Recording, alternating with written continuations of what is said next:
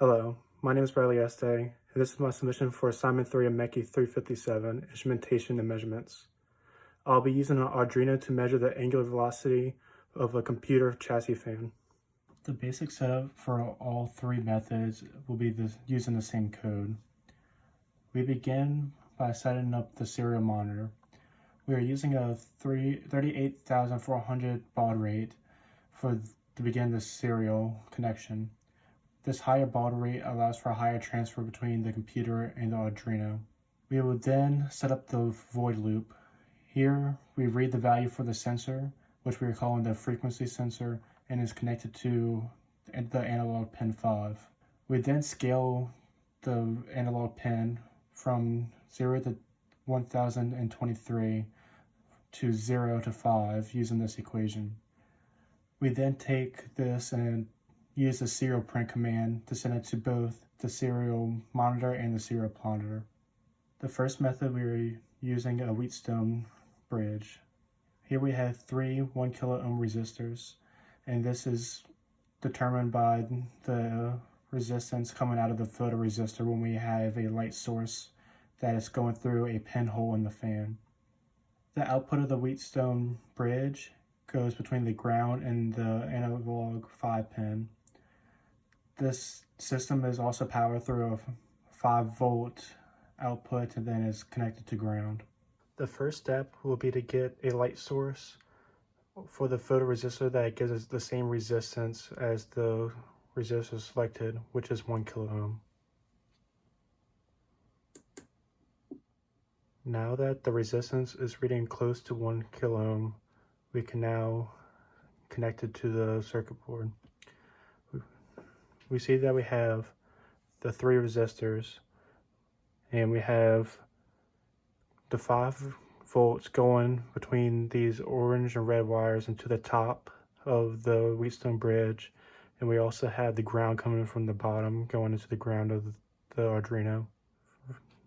I'm now connecting the photoresistor to the Wheatstone bridge. I'm also providing 9 volts to my fan. And I am plugging in the Arduino. I am now uploading the code to the Arduino. Here on the serial plotter, we can see that there is a constant frequency coming from the fan spinning. Each time the hole on the fan blade spins, the resistance increases. These next two methods are very similar. They also use the same exact code as the Wheatstone bridge method. They both have the same baud rate, serial begin, analog read, conversion rate, and print functions. Looking at the circuits for these two types of sensors, they are also very similar. They both have a ground and are powered by 5 volts. They also send their signal wire to the analog 5 pin. However, we can see that there's a different order between the types of pins. Here, the output sensor is in the middle, while for the Hall effect sensor is on the outside. The Hall effect sensor also uses a magnet. Each time the magnet spins around the fan, the Hall effect sensor picks up this disturbance and outputs a different voltage. Similarly, the avoidance sensor sends a signal out, and if it sees the marker, it reflects back, and then this is then sent to the Arduino. The avoidance sensor only sends signals to the Arduino if there is a disturbance that it passes quickly. Here you can see for the Hall effect sensor that I have ground, my 5 volts, and then I have my sensor connected to my analog 5 pin.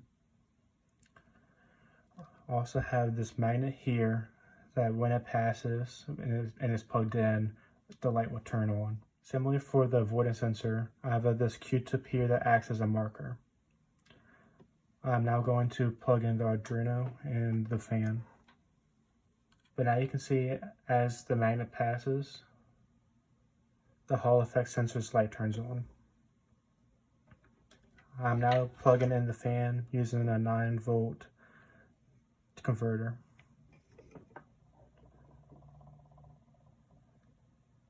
Each time the magnet passes, the light blinks. Now looking at the serial plotter, we can see that every time the magnet passes the Hall effect sensor, we get this jump. By changing the ball rate, we can pause this. And we can see each jump as a spike in the voltage. I am now going to unplug the fan and connect the avoidance sensor. The biggest difference here is that the output sensor is in the middle. So it is now ground, then the sensor, and then the input voltage. You can now see that the avoidance sensor only gives a signal when the fan blade passes fast. If it stays there or goes slow past it, nothing will happen. But if it goes past fast, the light will blink. Looking back at the serial plotter, we have a slightly different waveform, but we still have the spikes in frequency every time the Q-tip passes the sensor. By increasing the baud rate, we can pause the plotter.